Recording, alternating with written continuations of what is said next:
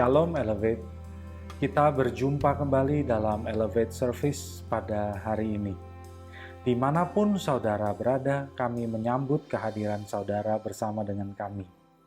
Elevate atau Live by Faith adalah komunitas tempat kita belajar kebenaran firman Tuhan yang murni. Saudara dapat mengikuti Elevate Service melalui YouTube, yaitu di channel Elevate Live by Faith, dan juga melalui Shine Channel First Media. Bagi saudara-saudari yang mengunjungi kami di YouTube, kami akan sangat bersuka cita apabila saudara mendukung pelayanan kami dengan mensubscribe channel Elevate Live by Faith dan mengaktifkan lonceng notifikasinya agar saudara dapat memperoleh informasi baru apabila kami mempunyai konten baru bagi saudara. Juga jangan lupa like video ini dan share kepada teman-teman dan keluarga agar mereka juga dapat memperoleh berkat melalui Elevate Service. Mari kita awali ibadah Elevate Service pada hari ini dengan tunduk kepala dan kita berdoa. Bapa di dalam surga, kami bersyukur atas anugerah-Mu yang begitu besar bagi kami semua, sehingga kami dapat kembali berkumpul untuk beribadah sekalipun kami berada di tempat yang berbeda. Semua itu karena anugerah-Mu. Bapa, ampunilah segala dosa, kesalahan, kelemahan kami ya Bapa, agar kami layak untuk menghadap kehadirat-Mu. Bapa, sertai ibadah ini dari awal hingga akhirnya, supaya puji-pujian yang kami naikkan boleh sampai ke tahta-Mu. Firman Tuhan yang disampaikan akan memberkati semua yang mengikuti Elevate Service, dan seluruh ibadah ini boleh memuliakan dan menyukakan hati-Mu. Urapi semua petugas yang bertugas pada Elevate Service pada hari ini ya Bapa, dan kami persembahkan semuanya hanya bagi kemuliaan nama-Mu saja. Kami naikkan doa ini di dalam nama Tuhan kami, Yesus Kristus. Haleluya. Amin. Selamat mengikuti Elevate Service. Tuhan memberkati.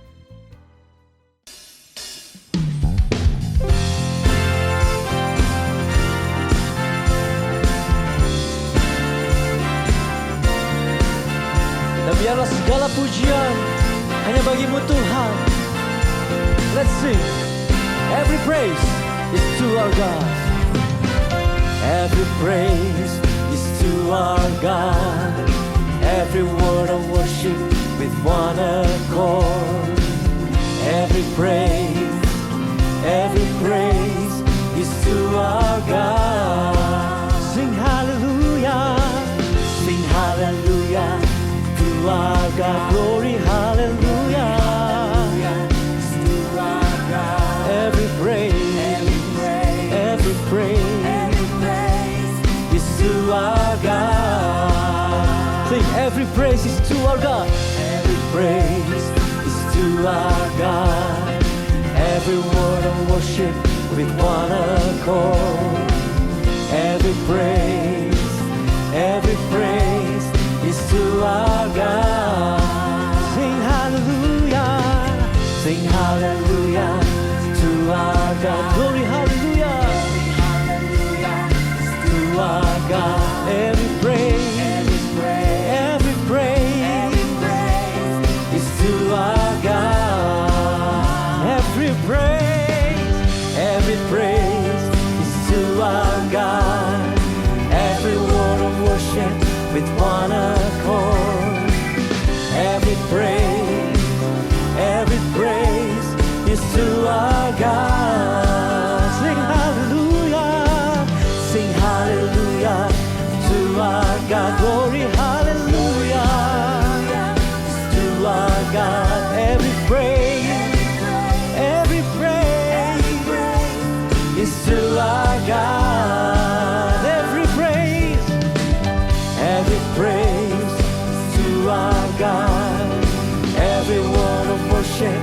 one accord. Every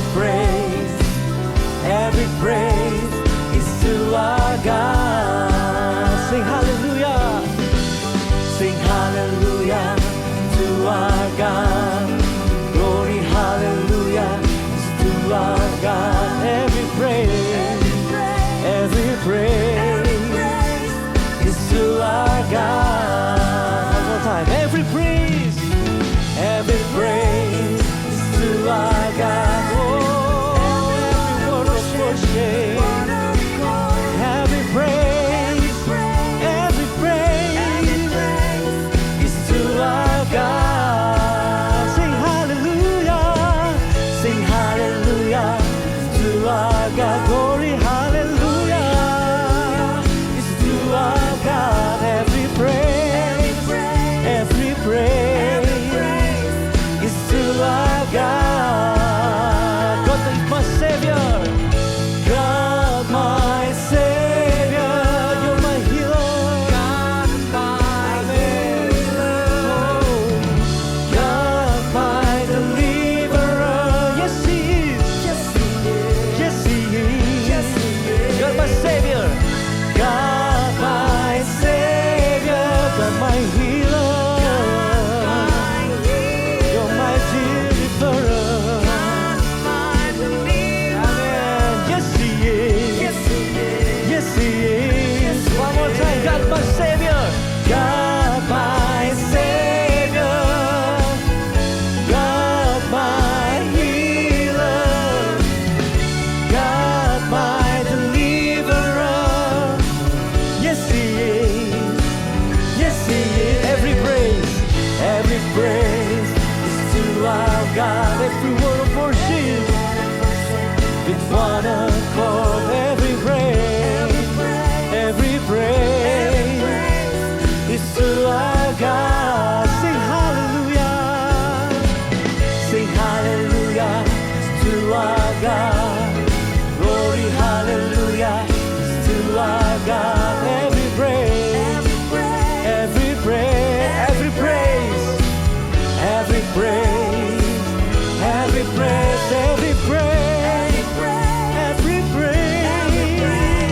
is to our God. Sorak-sorak bagi Tuhan kita. Haleluya. Praise you God. Kita tetap dalam hati yang menyembah Tuhan. Kita siapkan hati kita siang hari ini.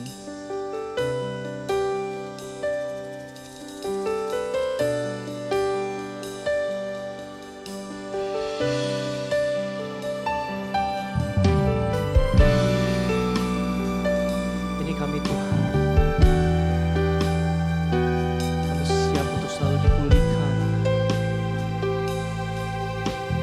Kami siap untuk Kau bentuk Tuhan.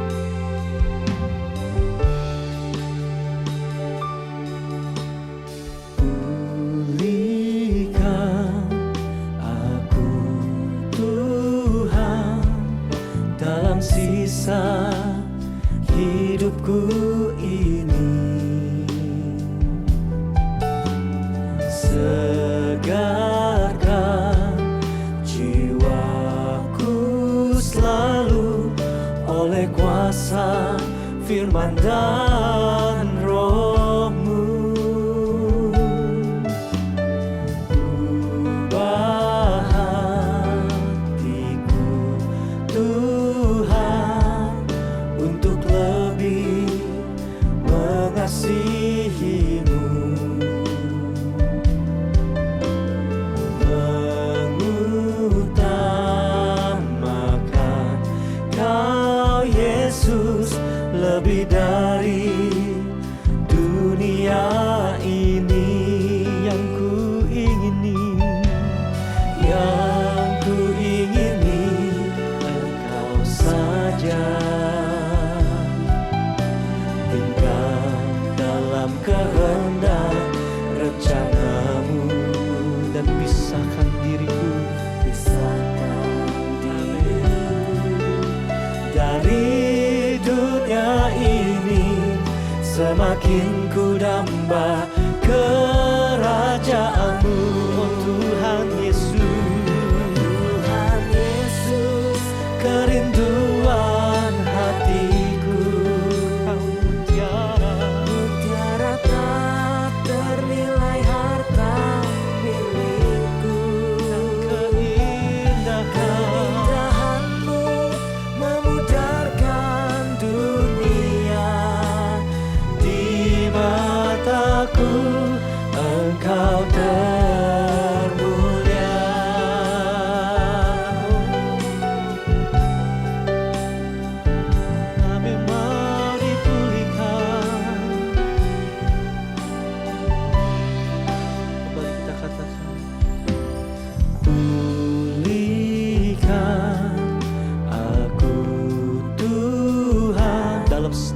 sisa hidup kami Tuhan.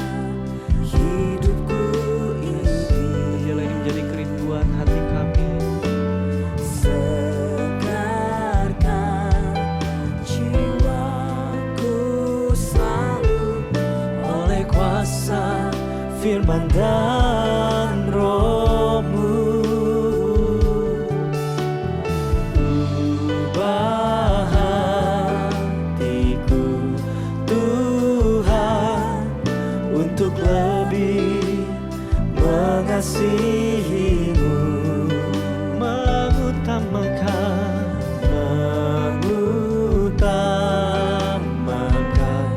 Kau Yesus lebih dari dunia ini. Dan yang ku ingini Engkau saja, tinggal dalam kehendak rencana-Mu. Pisahkan diriku dari dunia ini, semakin ku damba kerajaan-Mu. Oh Tuhan Yesus, irilah hatiku, mutiara tak ternilai harta milikku.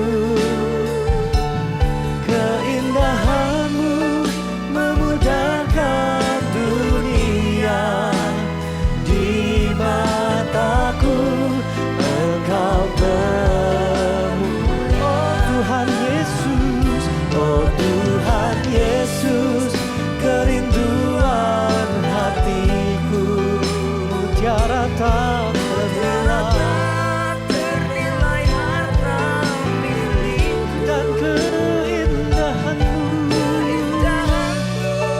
memudahkan dunia. di mataku Engkau termulia, di mataku Engkau termulia, di mataku Engkau termulia.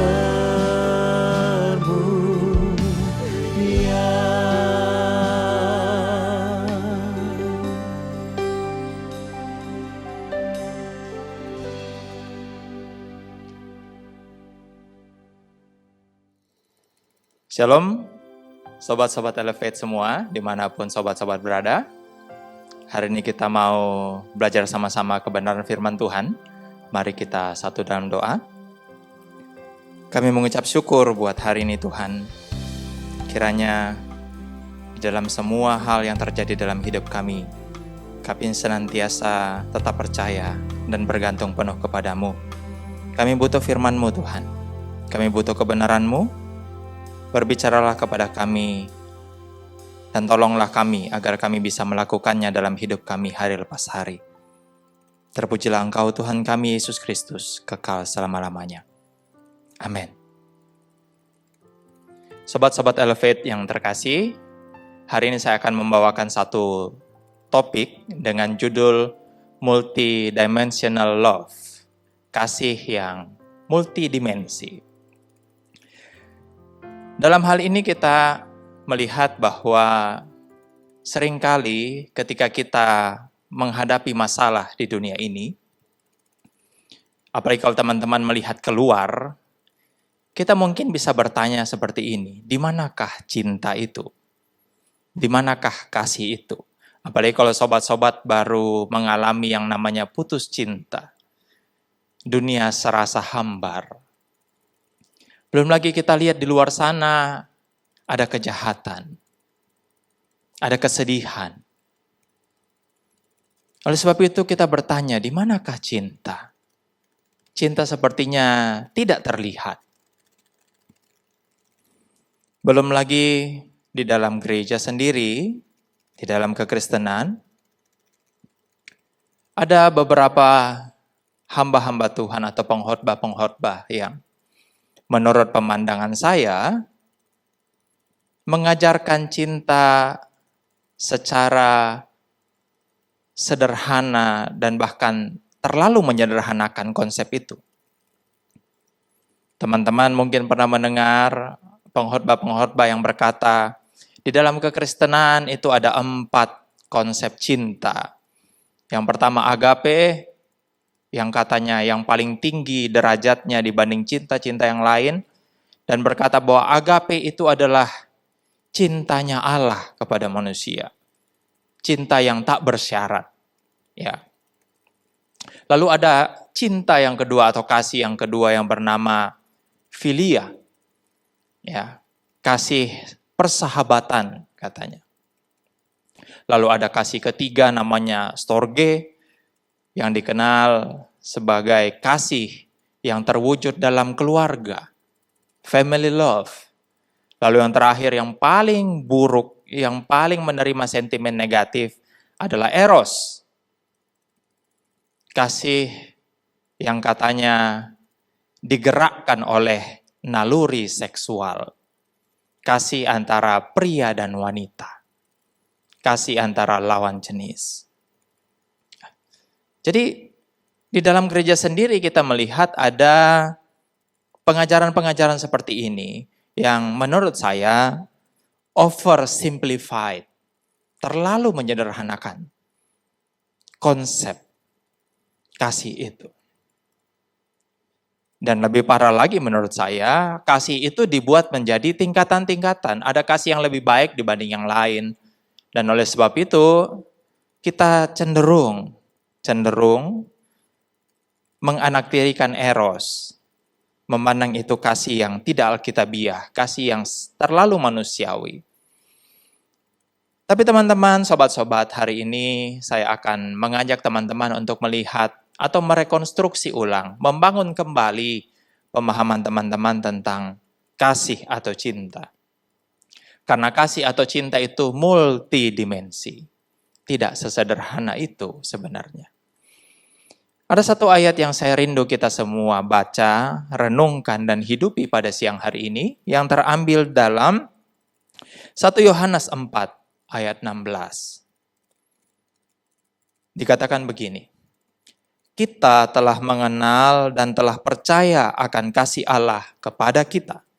Allah adalah kasih, dan barang siapa tetap berada di dalam kasih, ia tetap berada di dalam Allah, dan Allah di dalam dia.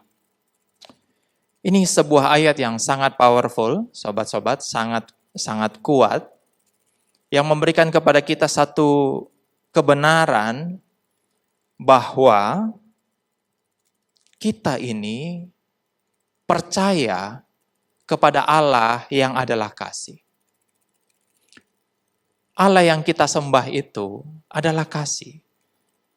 Kasih menjadi sifat, menjadi bagian dari Allah yang tidak terpisahkan. Kasih adalah karakteristik Allah. Dan oleh sebab itu, kalau kita berkata, kita telah mengenal dan percaya kepada Allah yang adalah kasih itu, 1 Yohanes 4 ayat 16 menegaskan kepada kita, kita harus tetap berada di dalam kasih. Hidup di dalam kasih. Kasih itu harus menjadi bagian dalam hidup kita hari lepas hari. Sebagaimana hari lepas hari kita pun bersekutu di dalam Allah. Makanya di dalam kalimat terakhir, dalam ayat 16 ini, dikatakan ia tetap berada dalam Allah dan Allah di dalam dia. Ada sebuah persekutuan yang tidak terpisahkan. Jika kita benar-benar hidup dalam kasih. Jadi kalau kita hidup dalam kasih, itu bisa dipastikan bahwa kita memiliki hubungan yang baik dan benar bersama Allah. Karena apa? Allah adalah kasih. Sesederhana itu sebenarnya.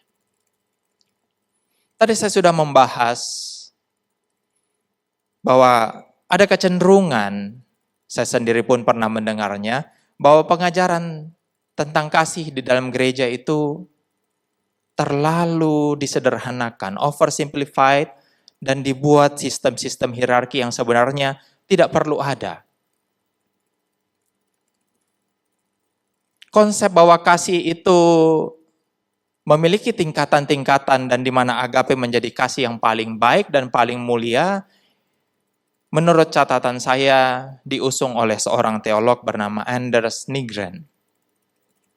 Dan sejak dia mengusung teori itu, banyak sekali orang-orang yang mengikuti teori dia.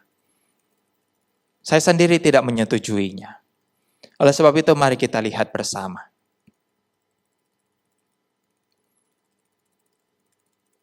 Yang pertama yang ingin saya bahas adalah storge. Storge. Yang tadi menurut teori awal, kasih di dalam sebuah keluarga. A family love. Teman-teman perlu tahu, kata storge sendiri tidak ada di dalam Alkitab kita. Baik di perjanjian lama ataupun perjanjian baru. Kata ini tidak ditemukan di dalam Alkitab kita. Tapi secara konseptual, kasih storge ini ada di dalam Alkitab.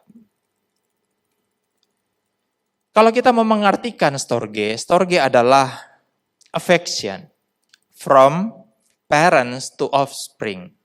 Itu adalah sebuah kasih yang diwujudkan oleh orang tua kepada keturunannya. Ataupun sebaliknya, dari keturunan kepada orang tuanya. Memang pada konteksnya ini kasih di dalam keluarga. Tapi menarik, kasih seperti ini tidak hanya ada di manusia. Karena hewan-hewan pun memiliki storge. Induk atau orang tua dari hewan pun akan memperhatikan anaknya. Akan memperhatikan keturunannya. Dan itu sebenarnya adalah storge. Karakteristik storge adalah nursing yang pertama. Nursing, merawat. Makanya disebut the love of affection, storge itu. Kasih yang merawat. Sama seperti orang tua mengasihi kita dan merawat kita. Dari kita kecil sampai sekarang. Dan ini menarik. Kenapa? Karena Allah di dalam Alkitab seringkali kita sebut sebagai Bapa. Orang tua. Bahkan ada lagu berkata seperti Bapa sayang anaknya. Demikianlah engkau mengasihiku. Ya. Jadi sekalipun kata storge tidak ada di Alkitab, konsepnya ada. Yaitu bahwa Allah yang adalah Bapa mengasihi kita dan merawat kita, memelihara hidup kita dengan sempurna, layaknya orang tua. Dan kita pun harus memiliki storge sebenarnya dalam hidup kita. Dan tidak perlu terpaku pada golongan darah. Tidak perlu terpaku pada hubungan darah. Karena kita lihat di luar sana ada banyak orang tua yang bisa mengadopsi anak dan mengasihinya sebagaimana anak yang lahir dari keturunan mereka langsung sekalipun anak itu anak adopsi. Jadi bukan soal hubungan darah, bukan soal family bond-nya berdasarkan darah, tapi soal satu komitmen, satu keputusan untuk merawat, mengasuh orang lain dan memandang dia sebagai keluarga. Jadi ini bukan soal status, soal keputusan, soal tindakan. Tindakan untuk merawat, mengasuh, menolong, mendukung orang lain. Itulah storge. Dan kiranya kita juga punya storge dalam hidup kita. Kasih yang kedua adalah filia. Filia. Menurut teori awal, ini adalah kasih persahabatan dan memang betul, ini adalah kasih persahabatan. Tapi kasih persahabatan ini memiliki karakteristik, memiliki ciri-ciri yang sangat-sangat khas, yaitu pertama, kindness. Kindness. Seseorang yang memiliki filia, memiliki kasih persahabatan, orang-orang ini adalah orang-orang yang mampu menunjukkan kebaikan. Kindness. Saya rasa sobat-sobat juga punya sahabat, ya. Sahabat yang baik. Yang rela mentraktir kita kalau kita lagi bokeh, lagi nggak punya uang, ya. Yang kalau kita lagi ulang tahun, dia membelikan kita hadiah atau souvenir supaya kita bisa bahagia di hari ulang tahun kita. Baik. Dan saya percaya teman-teman semua sukanya bersahabat dengan orang baik, bukan? Orang yang menyayangi kita, menyukai kita. Yang kita nyaman bersamanya. Nah itu filia. Bahkan seorang teolog feminis berkata seperti ini. Filia adalah kasih yang menunjukkan, mengekspresikan satu relasi, satu hubungan yang penuh kegembiraan dan mengharapkan kebaikan satu sama lain. Dengan kata lain begini. Sobat-sobat yang memiliki filia, sobat-sobat adalah orang-orang yang mengharapkan teman-temanmu, sahabat-sahabatmu semakin hari semakin baik, semakin bertumbuh dalam Tuhan, semakin sehat, semakin sukses. Karena we hope, kita berharap atau mengharapkan the well-being of others, kesejahteraan orang lain. Dan kalau teman-teman bisa menerapkan ini, teman-teman adalah filia. Teman-teman adalah orang yang memiliki kasih persahabatan. Dan Tuhan pun seperti ini. Konsep ini sangat jelas dalam Injil Yohanes. Karena apa? Khususnya kalau teman-teman membaca di Yohanes 15, Yesus memanggil kita, murid-muridnya, sebagai sahabatnya. Jadi Yesus pun memiliki filia. Dan Yesus memperlihatkan itu ketika dia mau bersedia menyerahkan nyawanya untuk sahabat-sahabatnya.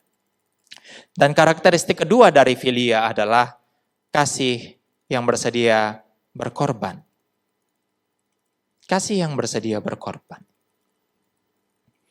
Jadi yang namanya sahabat pasti bersedia berkorban. Ada sebuah kisah dalam sebuah dongeng Yunani, yaitu kisah Damon dan Fitias. Mereka adalah dua orang sahabat. Suatu waktu mereka berdua ditangkap oleh Raja Dionysius. Dan waktu itu Damon meminta izin kepada raja untuk pulang mengurus sesuatu di kampung halamannya. Tapi Raja Dionysius tidak mengizinkan. Apa yang terjadi? Fitias kemudian memasang badan, menjadi tameng, menjadi bumper buat Damon. Dia berkata, Raja Dionysius, izinkanlah sahabatku pulang. Aku bersedia menjaminnya dengan nyawaku. Jika dia tidak kembali pada jangka waktu yang engkau tentukan, silahkan bunuh aku. Itu yang Fitias katakan kepada Dionysius. Akhirnya Damon diizinkan untuk pulang. Dan teman-teman tahu, menurut dongeng ini, Damon akhirnya kembali. Tapi in the last minute, di detik-detik terakhir, Fitias hampir saja mati dibunuh oleh Dionysius. Karena Damon hampir terlambat. Tapi di sini kita lihat bahwa persahabatan itu sangat agung. Sangat agung. Kesediaan untuk berkorban demi kebaikan dan kesejahteraan orang lain. Dan oleh sebab itu saya harap kita memiliki kasih seperti ini. Kasih seorang sahabat, sebagaimana Yesus Kristus juga memilikinya, bukan? Dia bersedia menyerahkan nyawanya untuk menebus kita. Mari kita teladani itu. Kasih ketiga adalah eros. Ini kasih yang paling memprihatinkan nasibnya. Karena benar-benar dipandang negatif. Seolah-olah kasih ini hanya kasih manusiawi antara pria dan wanita atau wanita dengan pria atau sebaliknya. Dan selalu dikaitkan dengan hal-hal yang berkaitan dengan hubungan seksual atau nafsu. Apa betul seperti itu? Tentu tidak. Kata eros sendiri tidak ada di dalam perjanjian baru, tapi ada di perjanjian lama, khususnya kalau teman-teman membuka Septuaginta, yaitu Alkitab bahasa Ibrani atau bahasa Ibrani, Alkitab Ibrani dalam bahasa Yunani maksud saya, yaitu Septuaginta. Teman-teman akan menemukan eros di situ, ada 2. Nah, saya tidak mau ke sana, tapi mari kita lihat apa sih sebenarnya eros. Mengapa dipandang negatif? Eros itu sebenarnya adalah kasih yang reaching out. Kasih yang merengkuh. Kasih yang bertindak. Kasih yang membebaskan. Itu eros. Zaman dulu, di zaman perjanjian baru, kasih ini diimplementasikan atau diterapkan dengan cara yang salah. Dulu orang-orang Yunani memahami eros itu sebagai kasih yang diwujudkan lewat hubungan seksual dengan pelacur-pelacur yang ada di kuil-kuil mereka. Jadi untuk bisa bertemu dengan Allah, mereka menggunakan hubungan seksual sebagai mediumnya, sebagai perantaranya.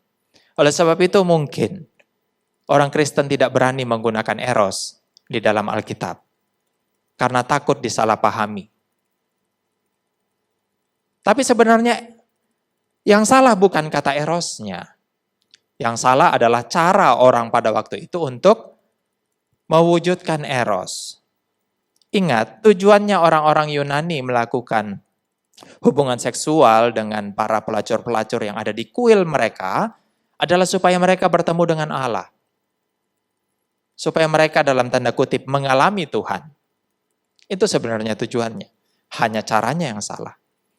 Karena dengan cara itu mereka sedang mengeksploitasi manusia, bukan bertemu dengan Allah. Tapi sebenarnya semangat eros adalah semangat yang membebaskan. Semangat yang merengkuh. Teman-teman bisa menggunakan analogi ini. Jika teman-teman melihat ada satu orang sedang dibully oleh teman-teman yang lain. Ketika teman-teman berdiri dan menolong teman-teman yang sedang dibully itu, teman-teman harus tahu, itu sebenarnya eros. Kasih yang reach out. Kasih yang melakukan sesuatu. Kasih yang membebaskan. Karena teman-teman sedang berusaha membebaskan teman tersebut dari bulian teman-teman yang lain. Itu eros. Ya. Dan oleh sebab itu, sebenarnya kita butuh eros. Dan Tuhan pun memiliki eros. Teman-teman bisa lihat di perjanjian baru, beberapa kali kita dipandang sebagai mempelai, bukan? Tuhan adalah mempelai pria, kita adalah mempelai wanita.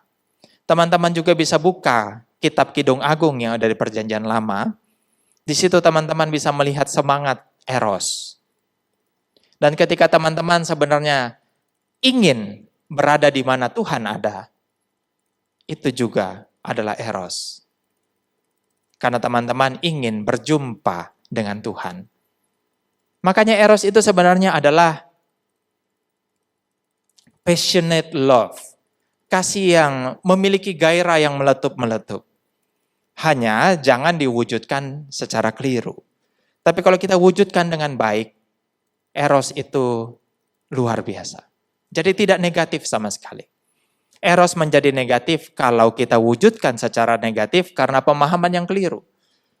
Tapi eros akan menjadi begitu positif kalau kita gunakan untuk menolong orang lain, membebaskan orang lain, merengkuh orang lain.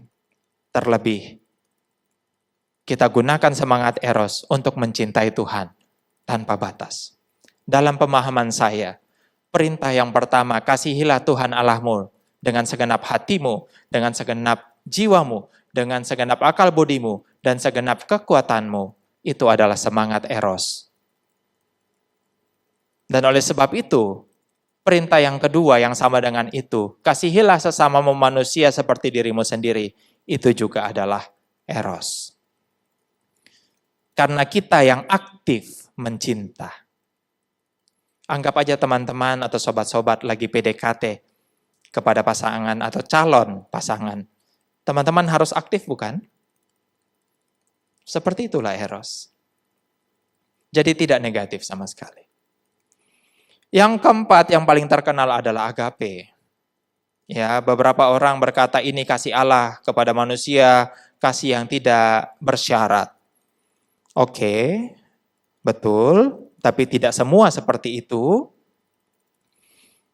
Ya. Tidak selamanya agape itu dilukiskan sebagai kasih yang positif. Teman-teman. Ada kasih Demas ketika dia mencintai dunia yang ada di dalam surat Timotius, itu agape. Tapi penekanannya negatif karena mencintai dunia. Kasihnya Amnon kepada Tamar lalu memperkosa Tamar yang ada di dalam kitab 1 Samuel juga dalam bahasa Yunaninya itu agape, tapi melahirkan pemerkosaan. Jadi tidak selamanya agape itu kasih Allah kepada manusia yang tanpa syarat. Tidak.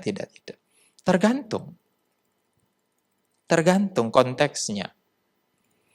Tapi secara garis besar agape itu adalah the love of acceptance. Accepting love. Kasih yang menerima, kasih yang merangkul. Dia menerima kita. Bukankah ini kasih Tuhan kepada kita? Karena dia mengasihi kita ketika keadaan kita masih berdosa.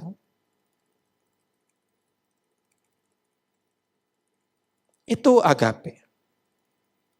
Tuhan menerima kita apa adanya. Demikian juga teman-teman juga harus menerima orang-orang di sekitar teman-teman sebagaimana Tuhan menerima kita apa adanya. Terimalah orang lain dalam kerapuhan, kekurangan, kelemahan mereka. Toh kita juga seperti itu bukan? Masih ada kelemahan, kekurangan, masih ada kerapuhan-kerapuhan kita. Sebagaimana kita mau diterima orang apa adanya, demikian juga kita harus menerima orang apa adanya. Itulah agape. Itulah agape. Kita harus bersyukur atas keberadaan orang-orang yang Tuhan izinkan hadir dalam hidup kita. Itulah agape. Dan selain itu, agape adalah kasih yang faithful, yang setia. Dan hal ini sangat terlihat dari kasih Allah kepada kita. Allah tetap setia sekalipun kita tidak setia. Itulah agape. Kita akan tetap setia dan mengasihi orang lain sekalipun orang lain itu belum tentu mengasihi kita. Itulah agape. Oleh sebab itu teman-teman, kita tidak boleh menyederhanakan yang namanya kasih atau cinta. Kasih atau cinta itu multidimensi. Dan oleh sebab itu, jangan kita pisah-pisahkan lalu kita buat stratanya, kita buat tingkatannya. Oh, agape paling bagus. No. Kita harus punya keempat-empatnya. Memiliki storge, memiliki philia, memiliki eros, memiliki agape. Sehingga kualitas kasih kita itu benar-benar utuh. Utuh. Dan tidak ada yang lebih tinggi dibanding yang lainnya. Oleh sebab itu teman-teman, yang saya harapkan hanya satu. Ketika teman-teman melihat keluar sana, teman-teman tidak bertanya, where is love? Di manakah cinta? Teman-teman harus bertanya, ketika teman-teman melihat keluar sana, di manakah aku dapat menunjukkan cinta itu? Where should I show my love? Ingat, Allah adalah kasih. Oleh sebab itu, engkau dan saya pun harusnya adalah kasih. Apa yang sudah kita terima dari Allah, kasih yang sudah kita terima dari Allah, itu bukan buat kita pendam sendiri, tapi harus kita wujudkan ke sesama kita. Dan dari situ, itu menjadi bukti bahwa kita juga mengasihi Allah. Jadi akan menjadi satu siklus kasih. Allah mengasihi kita mengasihi sesama, dan kasih kita kepada sesama adalah bukti nyata kasih kita kepada Allah. Dan biarlah itu terus-menerus menjadi siklus. Oleh sebab itu kasih di dalam kekristenan bukanlah teori. Kasih itu adalah our way of life. Itu adalah jalan hidup kita, gaya hidup kita. Kasih itu harus menjadi karakter kita, bukan pengetahuan. Oleh sebab itu, sobat-sobat Elevate yang saya kasihi, kiranya di masa-masa uncertainty ini, masa-masa yang belum jelas, seperti apa ini di tahun 2021, jangan pernah menyerah. Teruslah mengasihi. Teruslah mengasihi. Hiduplah dalam Allah dan hiduplah dalam kasih. Engkau dan saya adalah kasih. Tuhan memberkati. Mari kita berdoa. Kami mengucap syukur buat hari ini Tuhan. Terima kasih buat kasih-Mu kepada kami.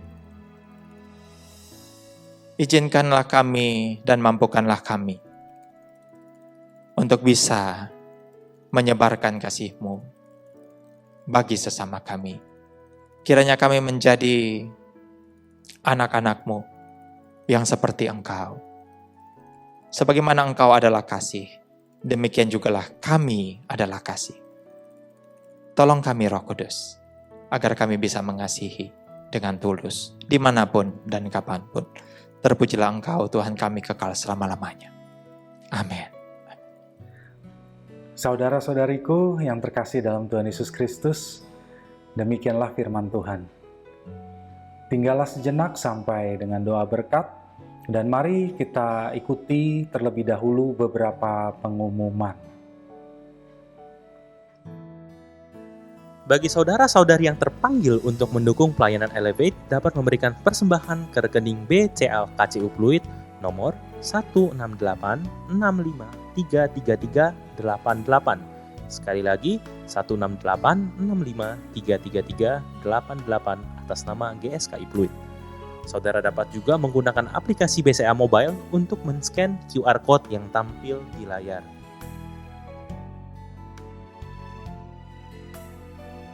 Saudara-saudari juga dapat memberikan persembahan melalui aplikasi-aplikasi yang menerima QRIS seperti GoPay, Dana, OVO, Oktomobile CMB Niaga, Permata Mobile X, dan sebagainya.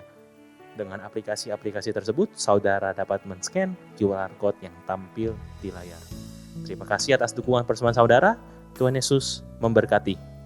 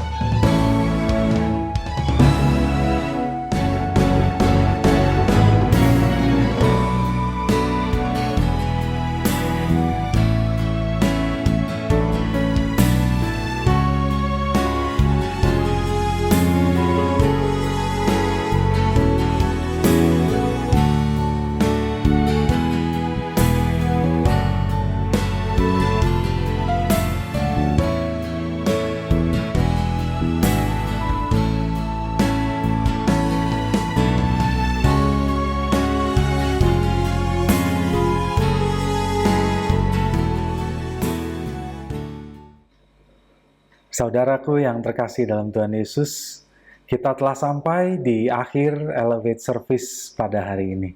Untuk itu, mari kita bangkit berdiri, kita berdoa, dan kita terima berkat dari Tuhan. Bapa di dalam surga, kami mengucap syukur atas firman-Mu. Berkati hamba-Mu, Pastor Henry Chandra yang sudah menyampaikan isi hati-Mu. Berkati keluarganya, berkati pelayanannya, dan biarlah Engkau terus pakai dia untuk memberitakan kebenaran-Mu yang memberkati banyak orang dan yang menyelamatkan banyak orang dan mengubah hati banyak orang. Biarlah Engkau terus pakai dia ya Bapa untuk melayani Engkau. Bapa, kami bersyukur atas persembahan yang dibawa oleh anak-anak-Mu. Biarlah Engkau berkati persembahan ini, karena persembahan ini akan dipergunakan untuk pekerjaan Tuhan. Biarlah Engkau berkati semua yang memberi maupun yang belum memberi ya Bapa. Khususnya pada situasi pandemi yang belum berakhir seperti sekarang ini, saat banyak orang mengalami kesulitan, masalah, Bapa, kami tahu bahwa Engkau terus beserta dengan kami semua yang mengikuti acara ini. Karena itu ya Bapa, hamba berdoa, jika hamba boleh memperoleh kasih karunia-Mu, biarlah Engkau cukupi kebutuhan kami semua yang mengikuti Elevate Service pada hari ini ya Bapa. Sehingga semua yang mengikutinya merasakan kehadiran-Mu dan penyertaan-Mu dalam segala keadaan. Bapa, sertai kami dalam kehidupan kami di minggu ini, dimanapun kami berada, baik kami dalam pekerjaan, dalam studi, dalam pelayanan, dalam keluarga. Sertailah kami ya Bapa. Biarlah Roh Kudus-Mu menuntun kami dan membimbing kami. Kami mau mengikutinya Tuhan, supaya hidup kami makin berkenan di hadapan-Mu, makin menyukakan hati-Mu, dan makin serupa dengan Putra-Mu, Tuhan kami, Yesus Kristus. Bapa, berkati Shine Channel First Media yang telah Engkau pakai sebagai saluran berkat-Mu untuk menyampaikan kebenaran-Mu. Biarlah terus Engkau pakai Shine Channel First Media sebagai alat-Mu untuk menyampaikan kebenaran firman Tuhan, menyampaikan Injil yang memberkati banyak orang, supaya kebenaran-Mu boleh makin terjangkau di mana saja Shine Channel terjangkau ya Bapa. Bapa, sekarang kami sudah sampai di akhir ibadah ini. Kami bersyukur atas penyertaan-Mu dari awal hingga akhirnya. Dan sekarang kami mohon Engkau ulurkan tangan-Mu yang kudus dan berkatilah kami. Saudara-saudariku yang terkasih dalam Tuhan Yesus Kristus, arahkanlah hatimu kepada Tuhan. Angkatlah kedua tanganmu dan terimalah berkat dari Tuhan. Biarlah cinta kasih dari Allah Bapa, rahmat berkat anugerah dari Putranya yang tunggal, Tuhan kita Yesus Kristus, dalam persekutuan dengan Roh Kudus, turun beserta dengan saudara sekalian, mulai saat ini, bahkan sampai selama-lamanya. Amin. Demikianlah Elevate Service pada hari ini. Saudara, sekali lagi saya ingatkan untuk mensubscribe channel Elevate Live by Faith dan aktifkan lonceng notifikasinya. Jangan lupa ikuti kembali Elevate Service pada kesempatan yang mendatang. Kita akan berjumpa kembali pada kesempatan lain. Tuhan Yesus memberkati.